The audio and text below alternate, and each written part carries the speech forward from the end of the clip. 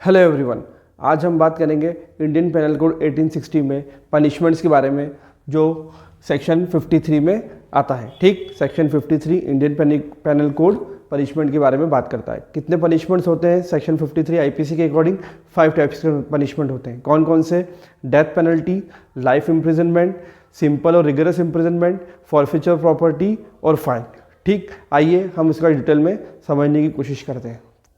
First है death penalty. Death penalty यानी कि मृत्युदंड। मृत्युदंड बहुत सारे आईपीसी में ऐसे ऑफेंस है जिसमें मृत्युदंड दिया जाता है, जो जिस तरीके की बहुत रिगरस इम्प्रिजनमेंट जिसके कहा जाता है, बहुत हीनियस ऑफेंस में डेथ पेनल्टी पनिशमेंट आईपीसी में दिया गया है। कौन कौन से सेक्शन है? सेक्शन 121, 132, 194, 302, 304, 307, 376 ए, डी और ई एंड 396। इन सभी सेक्शंस में डेथ पेनल्टी दी है। अगर कोई भी ऑफेंडर इन सेक्शंस में ऑफेंस करता है तो इसका मैक्सिमम पेनल्टी कितनी होगी, मैक्सिमम पनिशमेंट कितना होगा?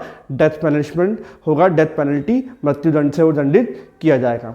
नेक्स्ट आता है, सेकंड है लाइफ इम्प्रिजनमेंट। लाइफ इम्प्रिजनमेंट मतलब आजीवन कारावास, यानी कि अपनी पूरी लाइफ तक, till the last breath of the person offender, उसकी आखिरी सांस तक वो पनिशमेंट यानी कि जेल में रहेगा। इसको कहते हैं लाइफ इम्प्रिजनमेंट।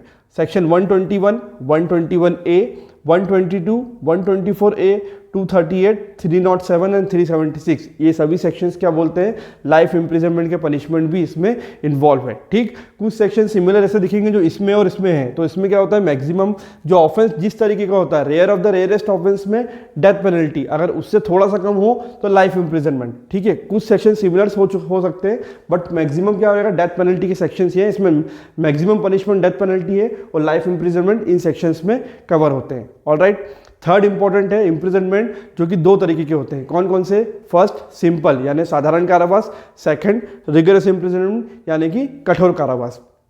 सिंपल और रिगरस इम्प्रिजनमेंट आईपीसी में ही कई बहुत सारे सेक्शंस में दिए गए हैं। जिस तरीके का ऑफेंस होगा, जिस तरीके का उसमें डिफाइन करा गया है लॉ में, उस तरीके से इसको पनिशेबल माना जाएगा। अगर कोई ऑफेंस सिंपल है तो सिंपल इम्प्रिजनमेंट से होगा, कोई रिगरस है तो रिगरस से होगा, और अगर कहीं आइदर आता है, आइदर डिस्क्रिप्शन, तो वो ऑफेंस की कंडीशंस पे और कोर्ट के अकॉर्डिंग डिसाइड करा जाएगा क्या वो सिंपल इम्प्रिजनमेंट में आएगा या रिगरस में आएगा, या साधारण कारावास में आएगा या कठोर कारावास में उसको दंडित किया जाएगा। Alright, next forfeiture of property.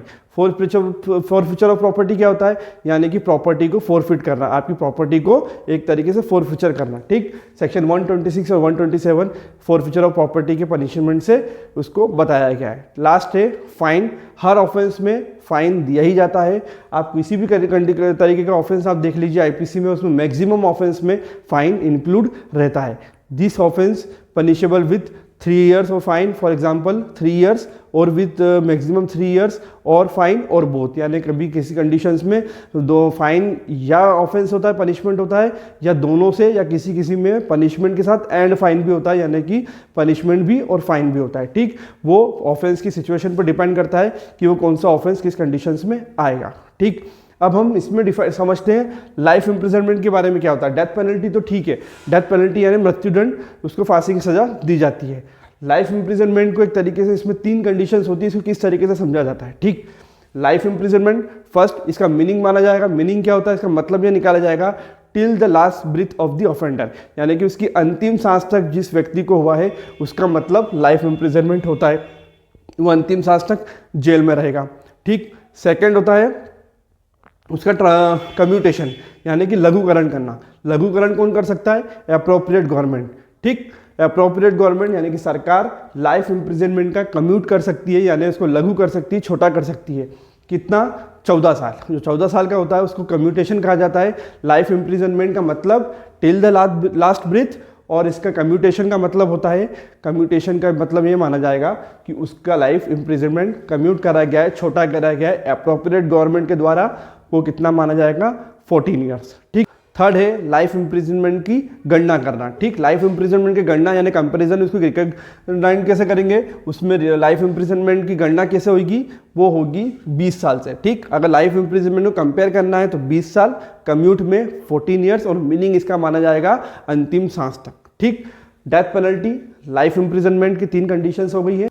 अब आता है एप्रोप्रिएट गवर्नमेंट। एप्रोप्रिएट गवर्नमेंट मतलब समुचित सरकार का मतलब क्या होता है? समुचित सरकार, एप्रोप्रिएट गवर्नमेंट मतलब सेंट्रल गवर्नमेंट या फिर गवर्नमेंट ऑफ द स्टेट, यानी कि केंद्र सरकार या राज्य सरकार जिसने ये ऑफेंस, जिसने ये पनिशमेंट दिया हुआ है। ठीक, एप्रोप्रिएट गवर्नमेंट में सिचुएशन के हिसाब से जिसको ये एग्जीक्यूटिव पावर है अगर स्टेट गवर्नमेंट को, तो वो भी इसको कम्यूट कर सकती है, लागू कर सकती है, छोटा कर सकती है ऑफेंस में, और या फिर सेंट्रल गवर्नमेंट भी कर सकती है। ठीक, तो एप्रोप्रिएट गवर्नमेंट का ये मतलब माना जाएगा ऑफेंस के अकॉर्डिंग सेंट्रल गवर्नमेंट या फिर गवर्नमेंट ऑफ द स्टेट, केंद्र सरकार या फिर राज्य सरकार। ऑलराइट, अब फाइन के बारे में स्पेसिफाइड करा गया है कि अमाउंट ऑफ फाइन क्या होगा। अगर किसी ऑफेंस में कुछ स्पेसिफाई कर रखा है कि आपको इतना फाइन इसको ऑफेंडर को देना है या फिर अक्यूज्ड को इतना फाइन से ही आपको दंडित करना है, तो ठीक है। बट अगर जहाँ कोई स्पेसिफाइड नहीं है कि आपको फाइन कितना होना चाहिए, तो वहाँ क्या कंडीशंस अप्लीकेबल होगी?